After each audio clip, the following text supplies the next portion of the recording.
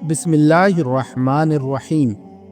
یہ کہانی چین کے ایک گاؤں کی ہے جہاں ایک عورت اپنے اکلوتے بیٹے کے ساتھ خوش و خرم زندگی گزار رہی تھی، مگر ایک دن اچانک اس کا بیٹا دنیا سے رخصت ہو گیا۔ یہ صدمہ اس کے لیے ناقابل برداشت تھا، کیونکہ اس کا بیٹا ہی اس کی کل کائنات تھا۔ وہ قدرت کے اس نظام کو قبول کرنے کے لیے تیار نہیں تھی اور روتی پیٹتی گاؤں کے دانا حکیم کے پاس جا پہنچی۔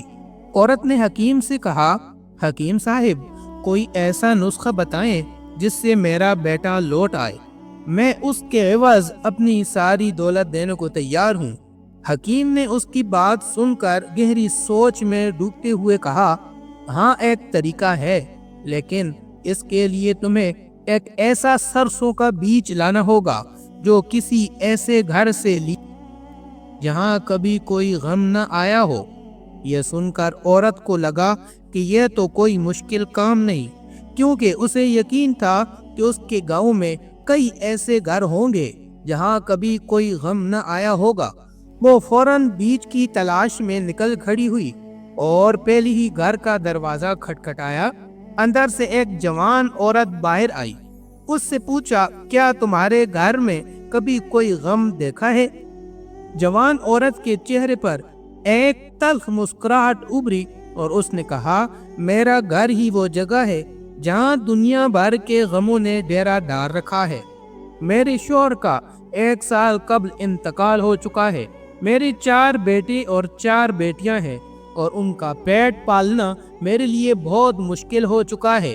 آج کل گھر کا سامان بیچ کر گزارا کر رہے ہیں، مگر اب تو بیچنے کے لیے بھی کچھ نہیں بچا۔ یہ دردناک داستان سن کر وہ عورت اس کے پاس بیٹھ گئی، اس کی غم بانٹنے اور اس کا دل ہلکا کرنے میں لگ گئی۔ جب رخصت ہونے لگی تو دونوں نے دوبارہ ملنے کا وعدہ کیا اور وہ اگلے گھر کی طرف چل پڑی۔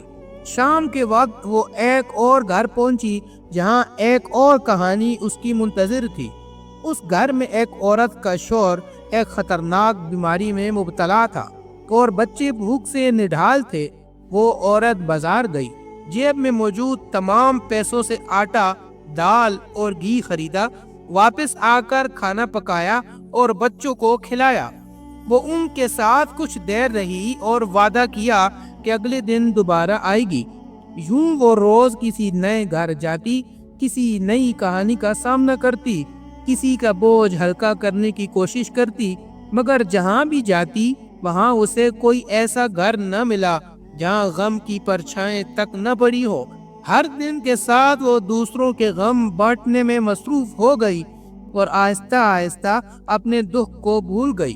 آخر کار وہ اس حقیقت کو پا چکی تھی کہ دنیا کا کوئی گھر غم سے خالی نہیں، اور دوسروں کے دکھ بانٹنے سے نہ صرف دوسروں کو سکون ملتا ہے بلکہ اپنا دکھ بھی کم ہو جاتا ہے۔